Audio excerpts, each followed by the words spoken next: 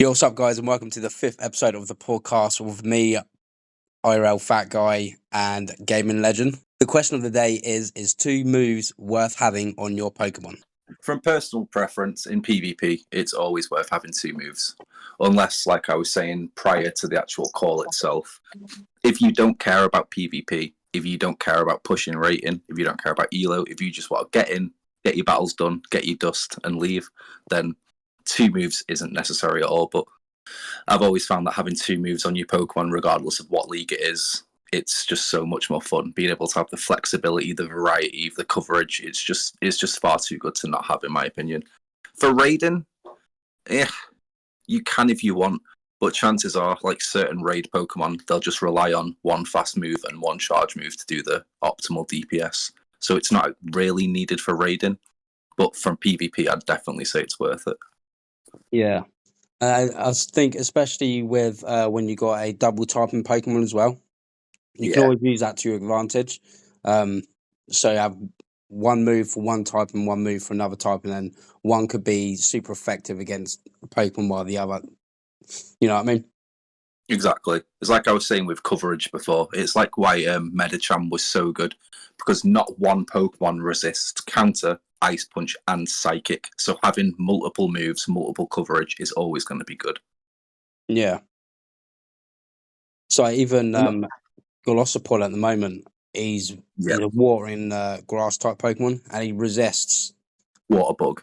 Water and bugs. So the grass typing is it comes in handy.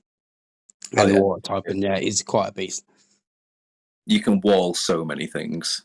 It's really nice. Like, considering its weaknesses are rock, electric, and flying, there's a fair amount of flyers out there, but there ain't too many rock fast moves. There ain't too many. Well, there is a few electrics, but they're very few and far between. Golisopod's a very safe pick at the minute.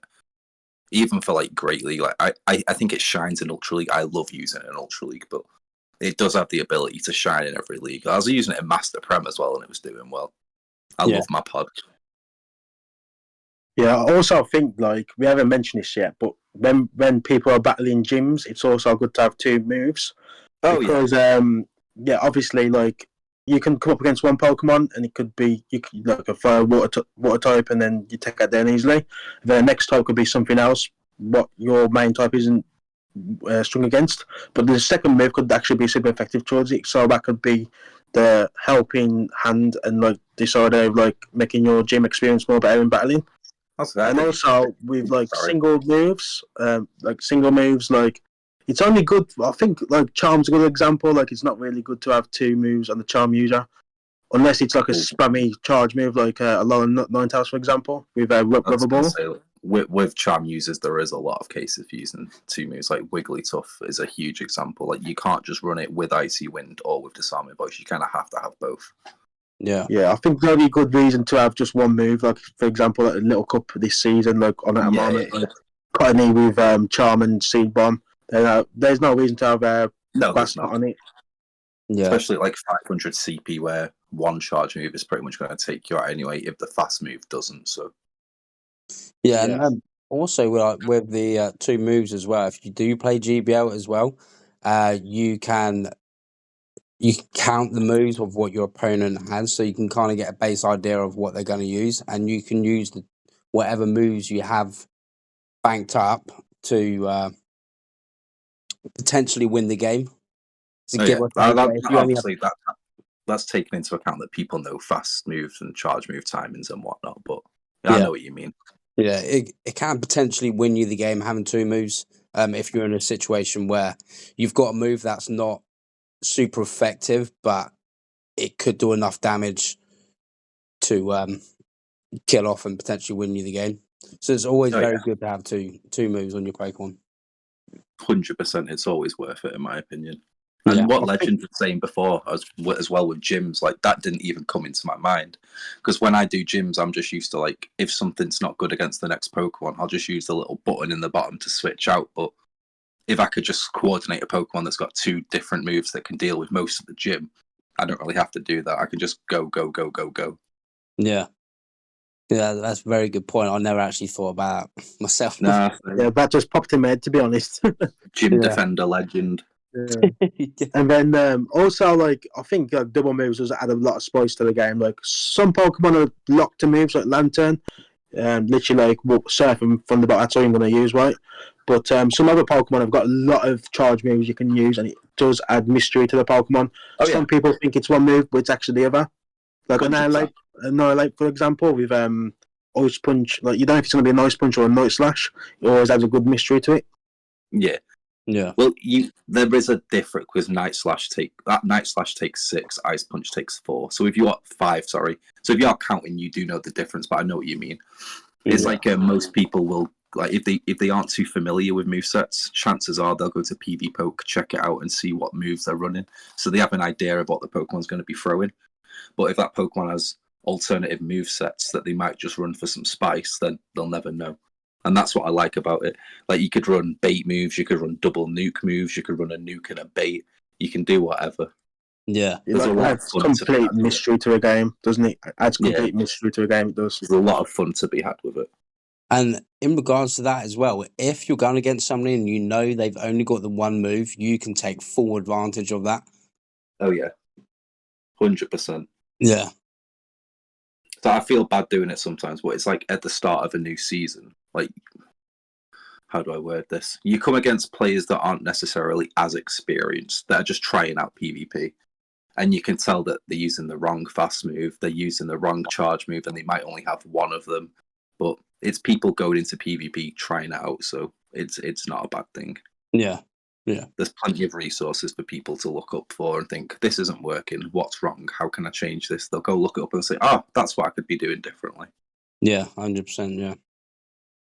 It's like you can tell you come up against an unexperienced player, like when you see the Pokemon they're using as well. But in a good way as well, like, it's helped for them too, because if they come up against a good opponent, it does make them reflect and, like, want to get better at a game so they can be at the same level.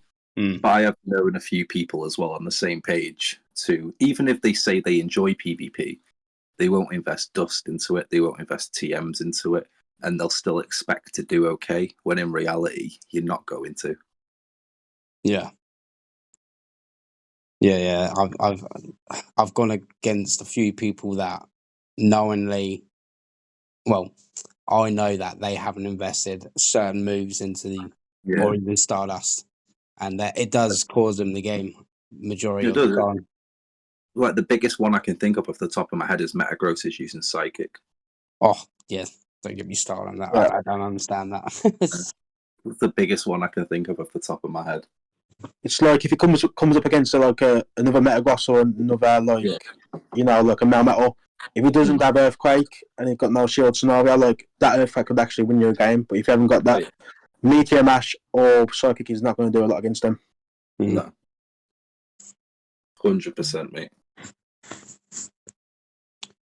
Yeah, also on the 3 Aces TikTok account, there is a video showing how to put 2 moves on your Pokemon. If you would like to check it out, it could come in handy for you guys. I don't know.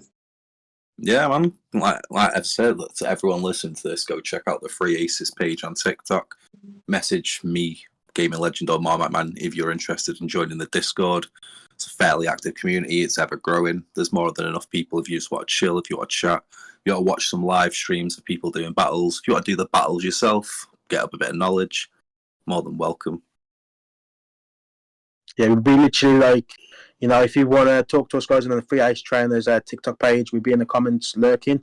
Just put a comment down and we'll all be happy to talk to you on our main accounts. Also, if you want to join the Discord server, we'll be waiting there too. If you want to join, just, obviously, like Paul said, just message one of us and then we'll get a link sorted to you.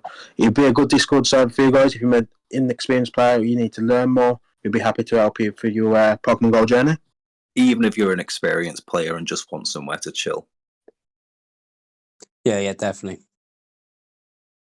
It's all about building a community and growing as a team. So, I mean, we're not aiming to be this huge community, like, with hundreds of thousands of people in or whatever, but the people we've got in there, they're a nice group. They're a nice bunch. We can all chill. We can all chat. We can all watch each other battle, have a good time. And it's not just Pokemon Go we do. We do a lot of fun games as well. Like, together we do, like, Garlic Phone, maybe it's called. Oh yeah. And The we do Discord meme games. games. Yeah, there's a lot of games there we do play, guys. And it's not just Pokemon Go. We do play a lot of other fun games as well. Just bring joy and laughter and enjoyment to the weekend. Yeah, definitely. So thank you guys for watching episode 5 of the podcast with me, IRL Fat Guy and ex-gaming legend. Make sure to like, sub, follow, and leave a comment down below if you like. Yeah, leave a comment down below, guys, if you want any future questions answered by the 3 aces. Thanks for watching. Take care and see you soon. See ya.